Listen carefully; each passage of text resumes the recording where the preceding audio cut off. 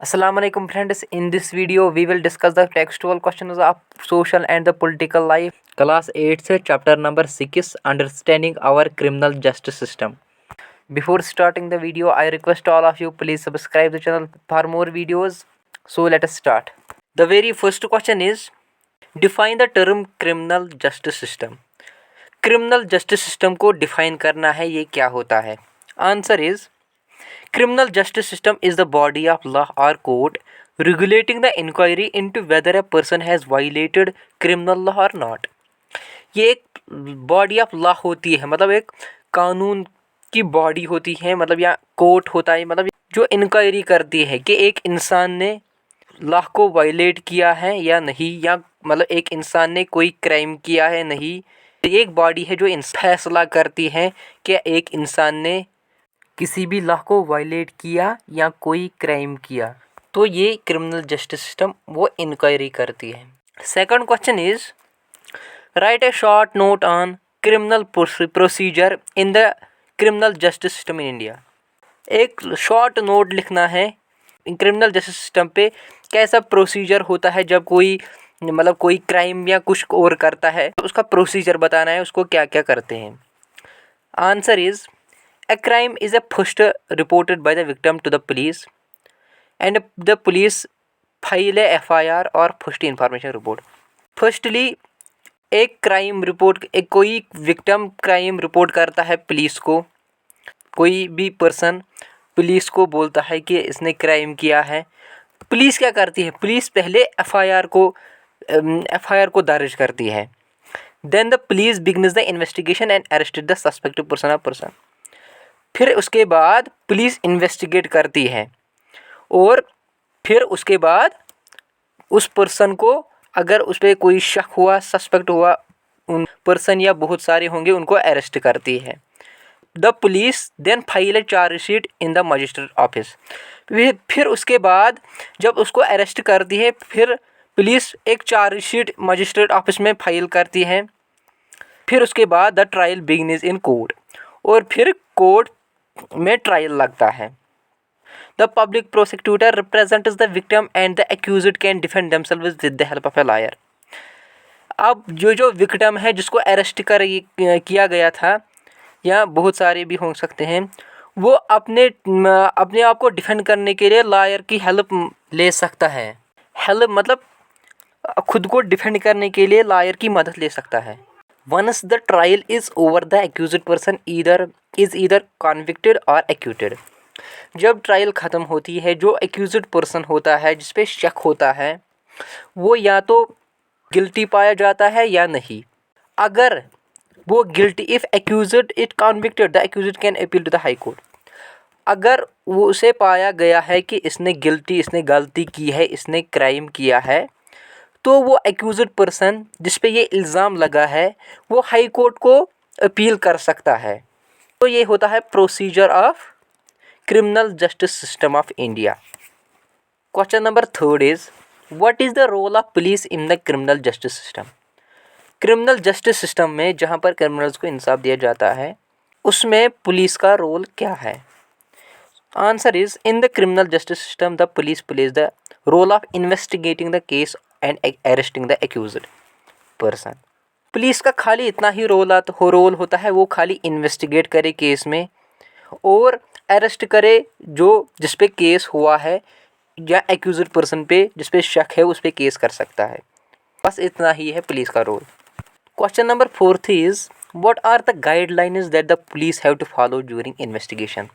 कौन सी ऐसी गाइडलाइंस हैं जो पुलिस को फॉलो करना चाहिए जब वो इन्वेस्टिगेशन करे किसी भी पर्सन, एक्यूज्ड पर्सन पे? Answer is police investigation have to be conducted in accordance with law and with full respect of her human rights. जो पुलिस की इन्वेस्टिगेशन होती है, वो अकॉर्डिंग टू लॉ होनी चाहिए और फुल रेस्पेक्ट होता है जो भी एक इंसान को मिलने चाहिए. जो the police are not allowed to torture or beat or shoot anyone during investigation. Police को ये अलाउ नहीं है कि किसी भी एक्यूज्ड पर्सन को टॉर्चर करे, इन्वेस्टिगेट करे, या मतलब या बीट करे, शूट करे जब वो इन्वेस्टिगेशन के दौरान. They cannot inflict any form of punishment on a person even for the petty offense. It means एक पुलिस किसी भी पर्सन को कोई तरह भी नुकसान या पुनिशमेंट नहीं दे सकती है, चाहे उसने कितना ही बड़ा या कितना ही छोटा क्राइम किया हो, जब तक वो साबित होता है कि वो क्राइम इसी ने किया है। तो ये सारी होती है गाइडलाइन जो पुलिस फॉलो करते हैं during investigation. Question number 5 is what are DK Basu guidelines. ये DK बासु गाइडलाइंस क्या होती है? Answer is DK Basu guidelines are as follow. First is the police officials who carry out the arrest or interrogate should wear clear, accurate and the visible identification and name tags with their designation. It means जो भी police official किसी भी person को arrest या इंटोग्रेट करे वो एक पूरी क्लियर यूनिफॉर्म में होना चाहिए, एक्यूरेट आइडेंटिफिकेशन और उसके पास पूरी uniform identification card ward accurate होना चाहिए with their proper designation. Second is a memo of arrest should be prepared at the time of arrest and should include the time and the date of the arrest. It should be attached by at least one witness who could include a family member of a person arrested. The arrested memo should be a countersigned by the person arrested. जब भी कोई किसी को जब police arrest करती है पर किसी भी पर्सन को, तो वो एक डॉक्यूमेंट फाइल करती है जिसको हम कहते हैं मीमो ऑफ अरेस्ट। पुलिस को पहले वो प्रिपेयर करना है जब किसी को अरेस्ट करे, और उसके बाद उसके साथ साथ टाइम और द डेट ऑफ अरेस्ट भी मेंशन करे, और it should be attested by at least one पर witness who could be a member of a family person arrested. और वो इस मीमो के साथ एक विटनेस को भी ऐड करे, जो भी पर्सन अरेस्ट हुआ वो उसका फैमिली मेंबर भी उसके साथ अटेस्ट करे। The attested memo should be counter signed by the person arrested. और ये जो अरेस्टेड मीमो है उसको भी उस पर साइन लेना है जो पर्सन अरेस्ट हुआ है। Third is the person arrested, detained or being interrogated has a right to inform a relative, friend or a well wisher. It means जो भी पर्सन अरेस्ट हुआ है या हिरासत में लिया गया है, जिसको भी इंटरोगेट किया गया है, उसको ये हक है कि वो किसी रिलेटिव, किसी रिश्तेदार, किसी फ्रेंड को, किसी वेल विशर को बुलाए। Fourth is when a friend or a relative lives outside the district, the time and the place of arrest or the venue of custody must be notified by the police within 8 to 12 hours after arrest. जब भी किसी friend या relative वो किसी other district में रहते हो, तो वो उसका time, place of the arrest and the venue और किस कस्टडी में लिया गया है वो भी नाम दर्ज करिए। इसने वो नोटिफाई किया है दूसरे डिस्ट्रिक्ट के थाने को within 8 to 12 hours after जब वो इसे अरेस्ट करे। Now the next question is what is an FIR। FIR किसे कहते हैं? FIR stands for first information report. The police have to file FIR whenever person gives information about a known offence. FIR हम first information report को कहते हैं जब भी कोई पर्सन किसी के खिलाफ कोई रिपोर्ट दर्ज करे तो पुलिस को पहले FIR दर्ज करनी है। This information can be given to the police either orally or in written. और ये इंफॉर्मेशन वो पर्सन पुलिस को दे सकता है लिख के भी और ज़बानी भी। FIR is a person for the police to begin for investigation into a crime. ये FIR बहुत ही ज़रूरी होता है पुलिस के लिए इन्वेस्टिगेट करना उस क्राइम में जो किसी ने किया होगा। The FIR should mention the date, time and the place of the offense, details about the offense।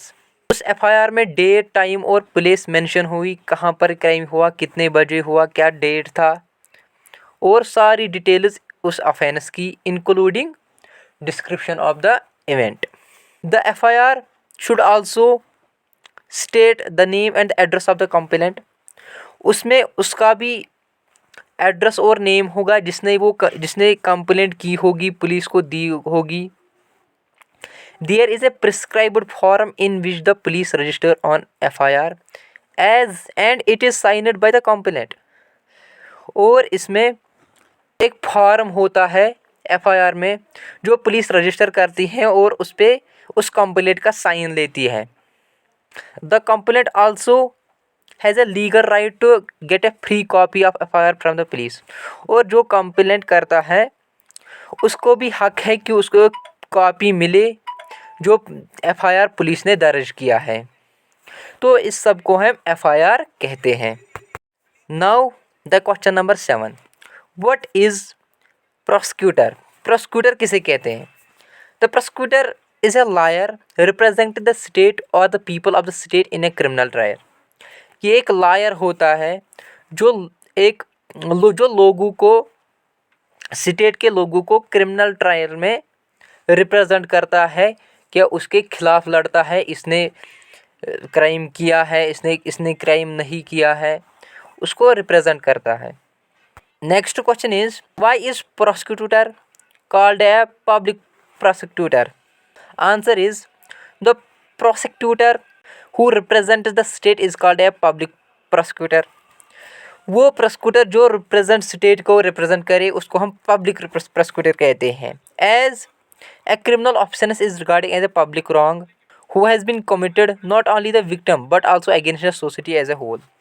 जो भी किसी लॉ को वायलेट करे या कोई क्राइम करे, उसने खाली एक विक्टिम के लिए नहीं किया है, बल्कि उसने सारी सोसाइटी के लिए वो क्राइम किया है। इसीलिए हम प्रोसिक्यूटर को पब्लिक प्रोसिक्यूटर कहते हैं। तो next question is what is the role of जज इन द क्रिमिनल जस्टिस कोड? जज का रोल क्या होता है क्रिमिनल जस्टिस सिस्टम में? आंसर इज द जज conducts the trial impartially and in an open court. जो जज होता है वो ट्रायल को कंडक्ट करता है जब भी कोर्ट ओपन हो। द जज hears all the witnesses and all other evidences represented by the prosecution and the defence. जज सारे विटनेसेस को सुनता है और सारे एविडेंसेस को देखता है जो भी लॉयर्स ने उसको पेश किए होंगे उधर। द जज decides the whether the accused person is guilty or innocent on the basis of evidence presented and in accordance with the law. फिर जज क्या करता है? फिर जज करता है डिसाइड, जो भी पर्सन एक्यूज्ड पर्सन अरेस्ट हुआ है कि इसने गलती की है, कि ये वो गिल्टी है या इनोसेंट है। ऑन द बेसिस ऑफ किसके बुनियाद पर देखता है? कि एविडेंस जो भी प्रेजेंट किए गए हैं as per the lawyer. If the accused is convicted then the जज प्रोनाउंसेस द सेंटेंस। अगर उस पर्सन को, एक्यूज्ड पर्सन को जिसको अरेस्ट कर लिया गया है, उसको कन्विक्ट किया गया है कि इसने गलती की है, देन द जज प्रोनाउंसेस द सेंटेंस। फिर जज फैसला लेता है। He may send the person to jail or impose a fine or both depending on what the law prescribes। वो उस पर्सन को जेल या कोई फाइन या दोनों दे सकता है, जेल या फाइन भी, जो भी लॉ के अकॉर्डिंग होगा। तो ये रोल है जज का क्रिमिनल जस्टिस सिस्टम में। Now the last question is what are the procedure that have to be followed if criminal trial has a fair trial? It means criminal trial fair trial बने तो कौन सा procedure हमें follow करना पड़ता है? First is a copy of the charge sheet and all other evidences have to be given to the accused। पहला हमने करना है, जो भी कॉपी है चार्ज शीट की, जो उस पर चार्ज लग गया है या कोई अदर एविडेंस, वो हमें एक्यूज्ड को देना है। Second is the trial has to be held in an open court. Court में होना चाहिए वो trial, in public view and should be in the presence of accused. और वहाँ पर पब्लिक व्यू भी जानना है और वहाँ पर वो एक्यूज्ड पर्सन भी की प्रेजेंस भी ज़रूरी है। The accused have to be given a lawyer to defend himself in case he can't afford a lawyer to employ a lawyer. जो भी एक्यूज्ड पर्सन है उसको एक लॉयर दिया जाता है अपने आप को डिफेंड करने का, अगर उसके पास अफोर्ड मतलब लॉयर, एक लॉयर को अफोर्ड करने के पास उतने पैसे नहीं हों। The prosecution has to be proven beyond doubt the guilty of an accused and the judge has to pass the judgment only on the basis of evidence before a court. It means जब lawyer prove करता है guilty of an accused person की इसने गलती की है, then जज जो है वो पास करता है, वो जजमेंट देता है फिर उन्हीं एविडेंस के आधार पर बिफोर द कोर्ट। तो ये जो प्रोसीजर है यही एक प्रोसीजर है अगर कोई trial criminal trial fair trial बने। That's all. Thank you so much guys for watching the video. अगर आप सारे यूनिट्स के टेक्सचुअल क्वेश्चंस को नोट करना चाहते हो तो आप इस चैनल की प्लेलिस्ट चेक कीजिए, तो वहाँ पर सारे यूनिट्स मिलेंगे। Thank you so much.